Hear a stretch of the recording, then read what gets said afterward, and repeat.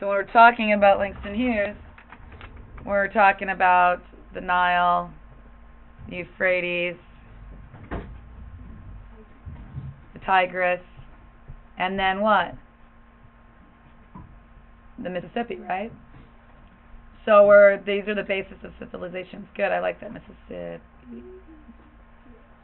They were the basis of civilization, trade.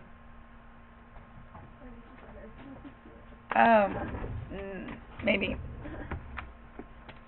I have to switch up here. What else is he saying about rivers? My soul has grown deep like the rivers. What is he talking about?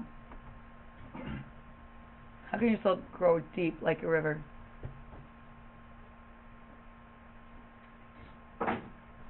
What are rivers made up of? Water. Where does that water come from? Rain. Where does the rain come from? Water in other places, right? So the water that comes up in a cloud from the Euphrates then comes up and rains on the Mississippi, right? Just like the slaves and the trade came from Africa over here, and the trades and the civilizations move around. But it also, the water keeps cycling, right, through generations. It keeps going from place to place to place through time, passing on the same water that's been forever. So when you have generations come after you, the same blood that flows in your vein continues in theirs. So your soul is growing deep like the rivers and the blood that flows through us all. And so the generations in the past history were connected through time, through these rivers, and through the blood that runs in our veins. So there's some really things. So when Nitty Scott, says about memories of Langston on my lips when I was convinced that the river asked me for a kiss, what does that now say about the river she's talking about? That river asking her for a kiss, right? What is that river that she's referring to with Langston now? That she's falling into, that she's falling and falling and going into. Ideas? Yeah. A cycle. Okay, it could be falling into a cycle.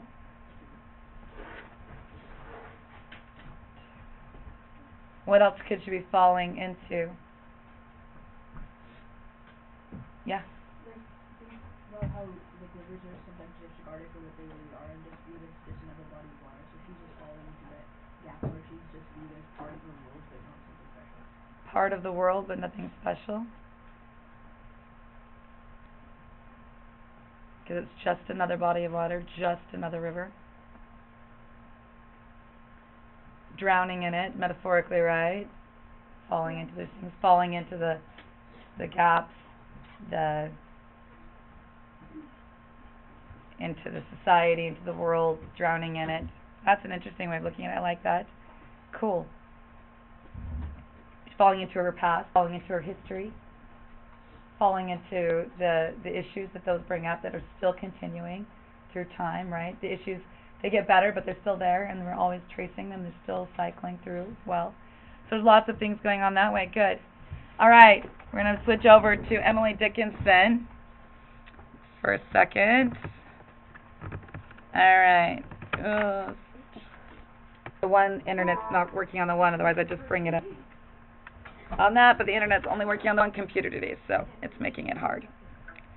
All right, so Because I Could Not Stop for Death by Emily Dickinson. Emily was a young lady poet. If you don't know who she is, some of you who know who she is, but maybe need some refresher on information. She actually grew up in the early 1800s, pre-Civil War. Her family was, her dad was a preacher, and she was raised in abolitionism. So she was also part of that whole idea of rivers and anti-slavery and this movement. But this poem has nothing to do with it. But yet, Nitty Scott references her, even though she's a white poet from 100 years ago, right? She's not even part of this whole, culture that Nitty Scott would be a part of growing up as an African-American Puerto Rican woman in New York, right? But yet, this is who she's referencing and reading. Because I could not stop for death, he kindly stopped for me. The carriage held but just ourselves and immortality. We slowly drove, he knew no haste, and I had put away my labor, and my leisure too, for his civility. We passed the school where children strove at recess in the ring. We passed the fields of grazing grain. We passed the setting sun. Or rather, he passed us. The dews grew quivering and chill, for only gossamer my gown, my tippet only tulle. We paused before a house that seemed a swelling of the ground. The roof was scarcely visible, the cornice but a mound. Since then 'tis centuries, and yet each feels shorter than the day. I first surmised the horses' heads were toward eternity. What's she talking about? Because I could not stop for death, he kindly stopped for me. She died, right? She's dying, but instead she makes it sound like death's picking her up for a date. Oh, I didn't have time to go out for death, so he just came by for me in a carriage. And I'm in a nice gossamer gown, and we're going out, and we're riding this nice little carriage ride past school children playing in the ring. We're going to talk about what that illusion is. And then we're passing fields of grain, and then it's a nice sunset over this little lovely house. Oh, wait, the house is a stone gravestone into the new house, which is the graveyard, and the sun's passing us, really, because I'm dead in the ground, right? So she romanticizes death literally, right? She makes it this romantic notion, and has fun with it. Everyone thought Emily was depressed because she talked about death, but she's turning it into a comedy, right? She's turning it into something light-hearted and not scary anymore.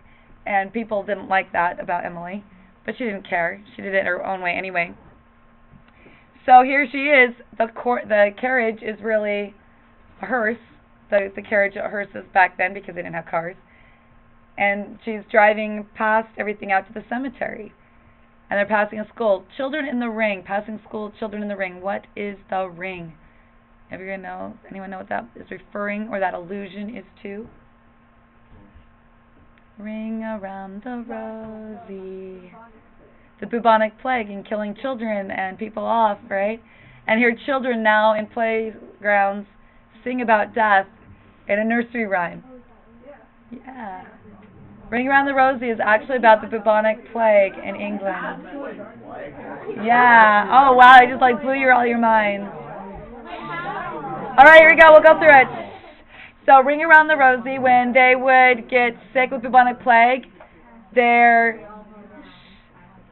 cheeks would get all rosy. Pockets full of posy. They would put posies they would have pockets full of posies to throw on dead people when they died, as symbolic of the flowers and stuff, because you couldn't touch them, and it was, herbs and stuff.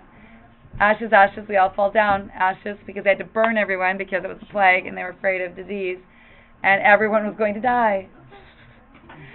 And we sing nursery rhymes about it. Oh, that's okay. If you want to know about the other nursery rhymes, I'll tell you. But not right now, but later. So here she is talking about this. So go back to Nitty Scott, right? Let's go back to Nitty Scott.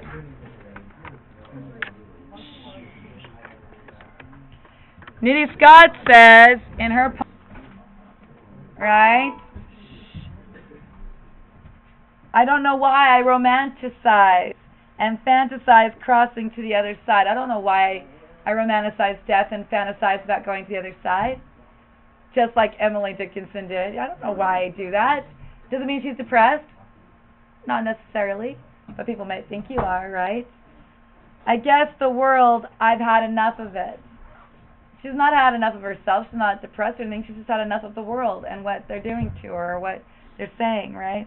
Got that young blood, and they just want a cup of it. They want a piece of me. They want things of it, but they don't see me. They don't want to get to know me. They just want a piece of what I've got. Maybe. That's one interpretation, my thing that I'm seeing right now.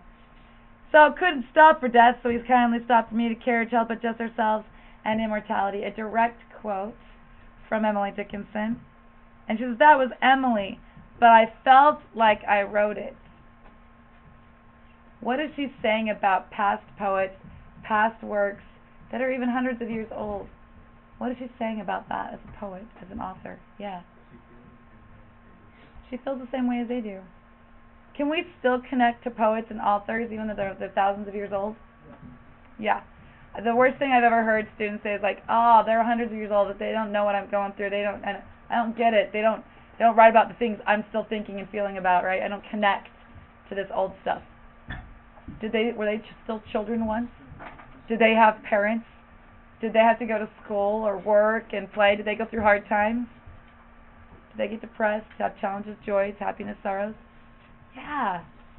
And here's the poet she's relating to, this white old woman who, was a poet in the 1800s. This African-American Puerto Rican girl is going, I felt like this. And I felt like I could have written this. So I'm going to quote it and act like I said it. Because I connect to those ideas. Alright? So I quoted just a poet writing my chapter to close it. And still I rise, Maya Angelou. She is poet laureate. She's still alive.